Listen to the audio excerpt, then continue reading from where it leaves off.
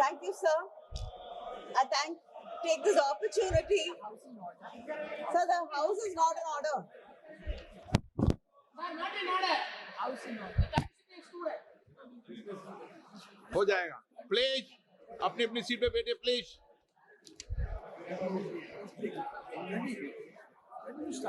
Yeah, yes. Please अपनी अपनी seat पे बैठिए please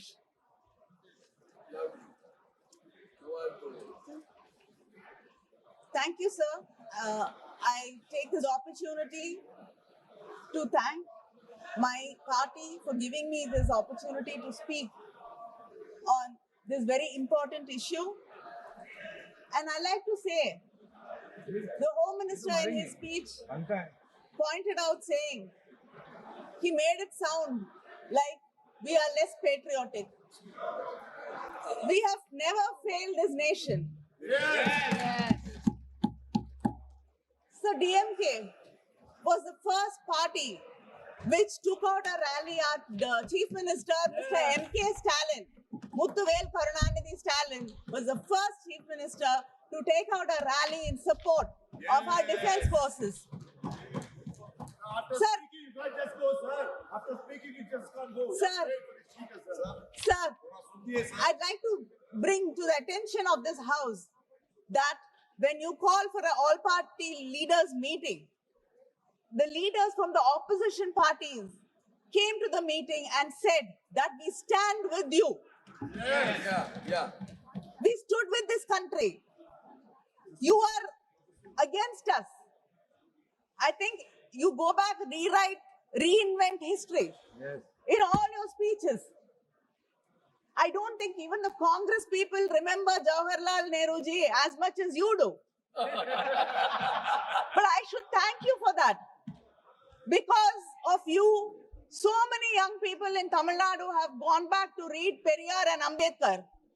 And today, all over the world, young people are finding out and wanting to know more about Jawaharlal Nehru ji because, a person who had such power to change history, to do everything, and imagine having such kind of power till today, even you, whatever mistakes you commit is because of him.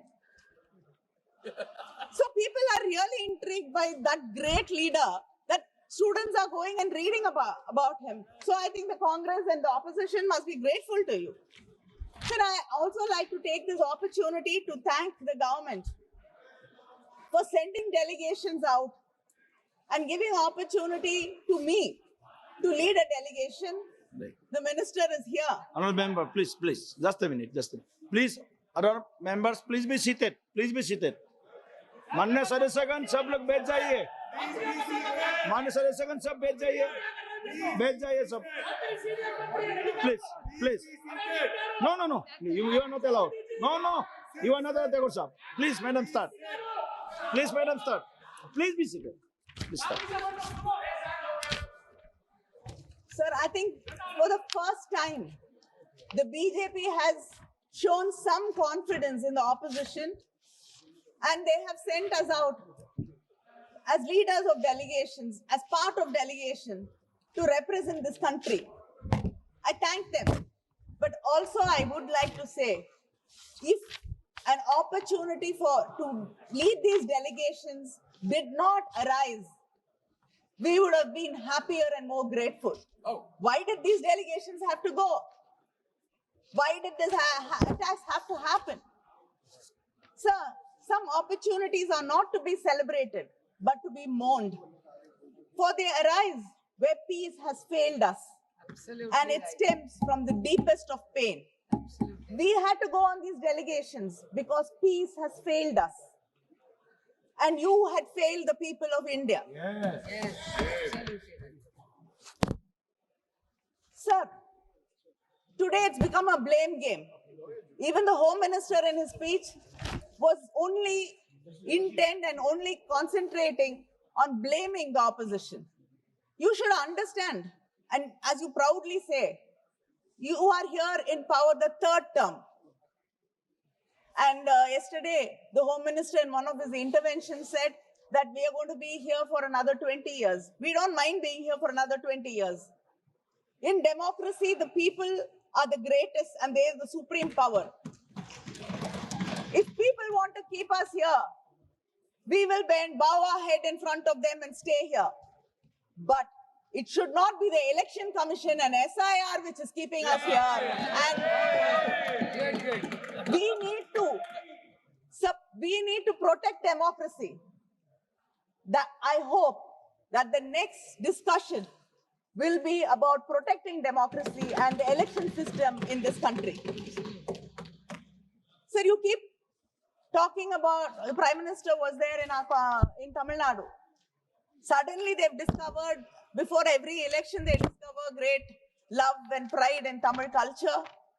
But just a few months before that, they do not want to accept the greatness of the Keeladi findings.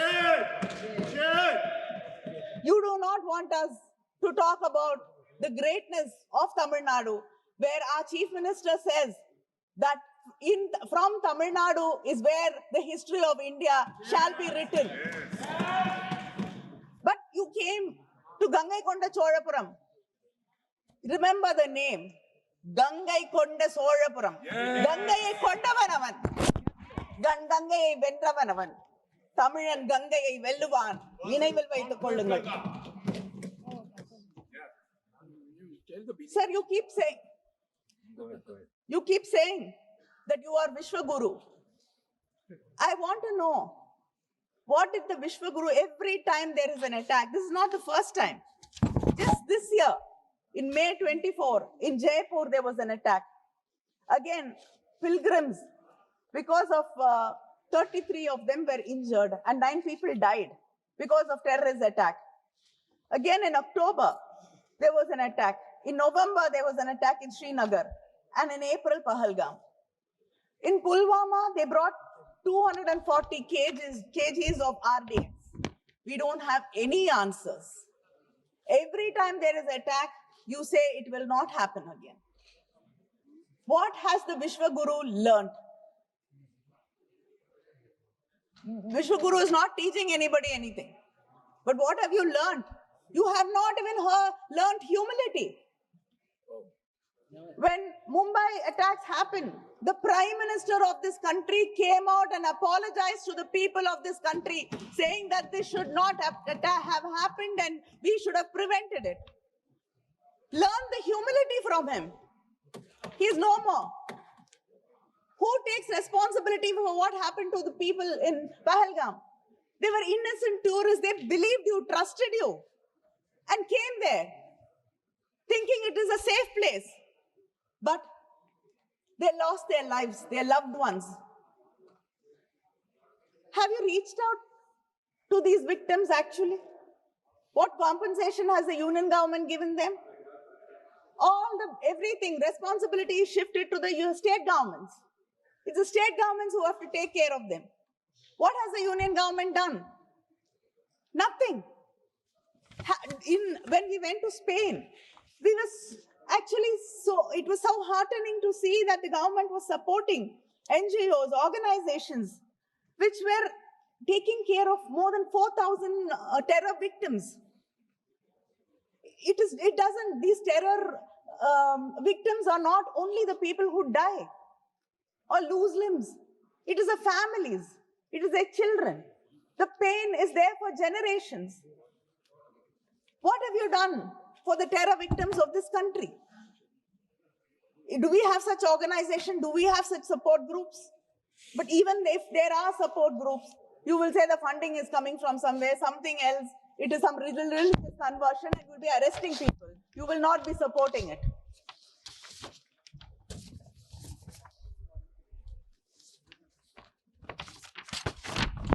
So, the Home Minister, when he spoke about what great achievements they've made in Jammu and Kashmir. I'd like to know, what was the department doing when the RAW and IB, they said that there were suspicious activities there. They were terrorists trying to recce and find out what is happening. There were movements. But nothing was taken seriously. Why did we let it slip?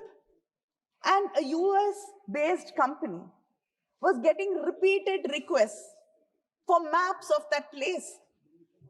And one of the companies which were making the request was from Pakistan. That should have raised a red flag. How did you miss that? You can't keep talking about Operation Sindoor and make us forget all these questions. This is a failure on your government to protect the people. Don't go back and keep blaming something which happened 100 years ago, 50 years ago, 25 years ago. Talk about today. The government is in your hands. You are responsible for the people of this country. Why did you not protect them? Why did you fail? You made Kashmir into a union territory. But you've cut the budget for the policing there by 464 crores. It is a territory which has to be protected. And over 8 years, there's a delay in posting 4,000 constables. What kind of protection are we talking about? What kind of security are we talking about? And we all believe that, tourism, because Kashmir depends on tourism. The Chief Minister was so happy that, again, there is tourists coming there. But people invested in hotels, in restaurants, in homestays, so that tourists will come and they will have a better life. But today, 13 lakh bookings have been cancelled. What happens to the life of these people who've taken bank loans, who borrowed and invested? How are you compensating them? Do you even care about them? So I'd like to remind you that India stood together. I give you credit for sending us. We would not think which religion we belong to, which language we spoke, which party we came from, east, west, south, north, nothing. But we stood with you. The opposition stood with you. The soldiers. With the soldiers, with you, with the country. We had Muslims in the delegation. We had Christians in the delegations. We had atheists in the delegation. We have, people from different parts of this country. We all went together and stood for India. You realize this when you had to convince the international community. But why is your politics in India so divisive? Very good. Why are you dividing this country by your politics? Why are you basing it on religion? So the hate speeches by your own leaders has gone up by 74%. And any media which brings it to notice is against India. Anybody who asks questions against you are anti-national, Naxals. Any media house outside the country or within the country questions you, raises a doubt, we are against this nation. Why? Why do you want to divide this nation? We want this nation to be one. Yes. You should decide whether you want it to be one or not.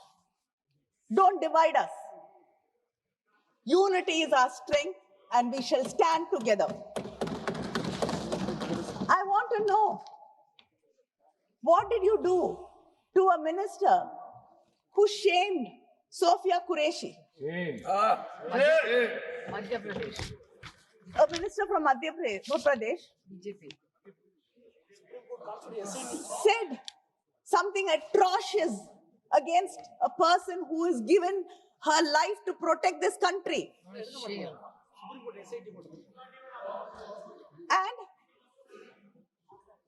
And another member of the BJP, he shames the victims, saying they did not have the spirit of warriors. Who decides what is the spirit of a warrior?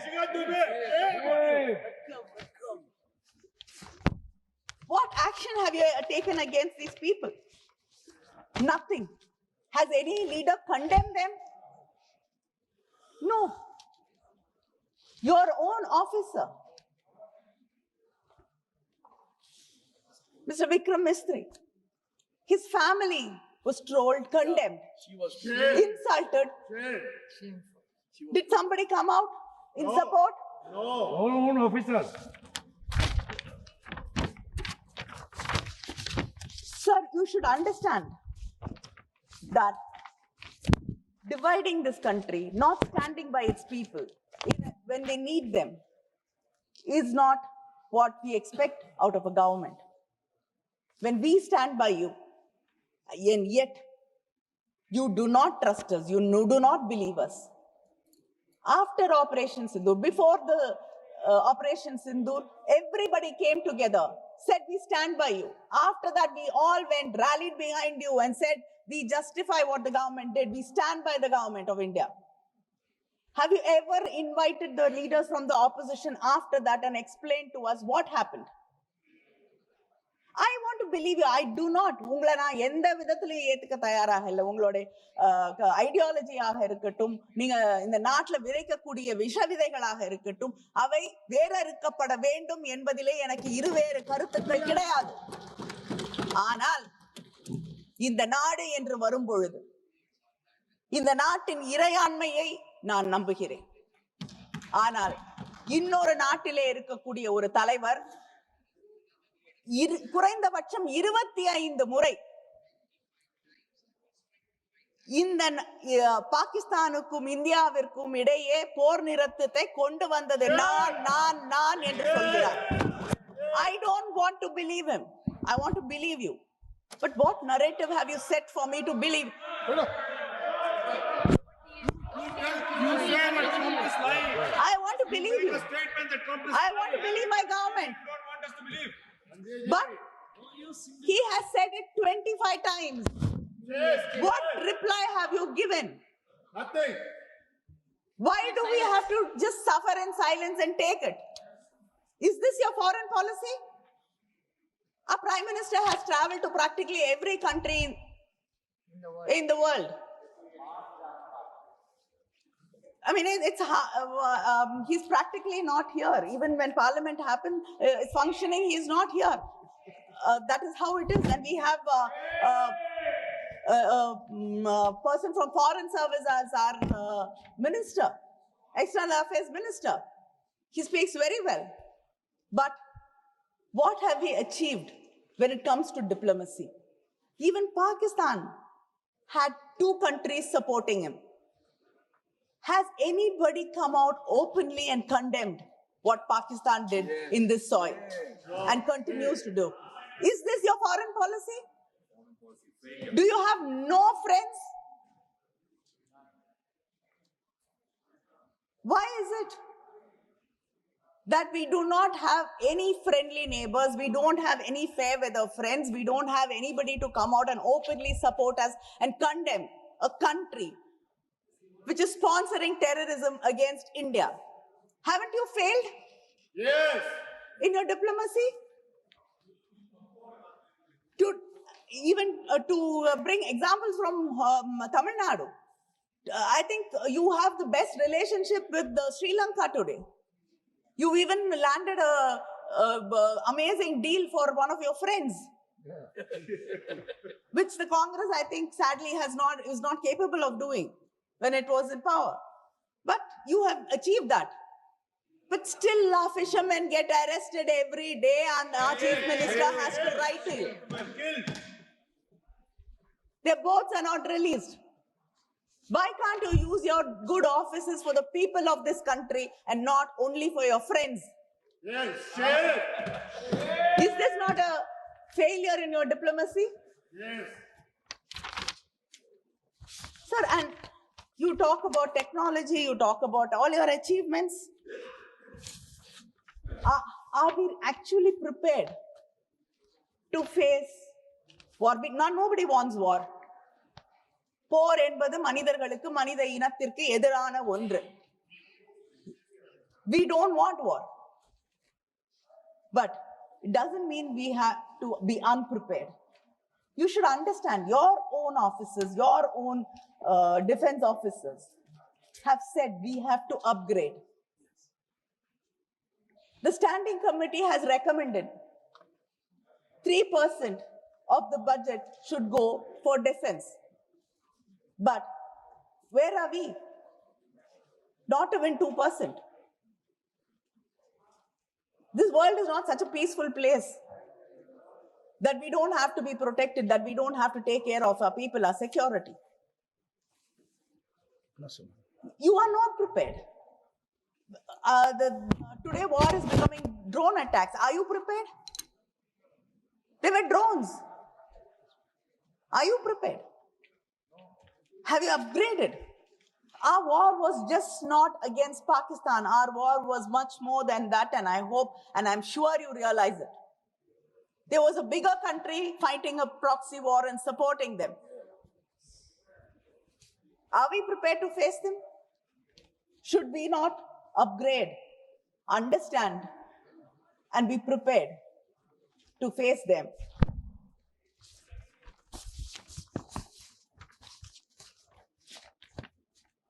And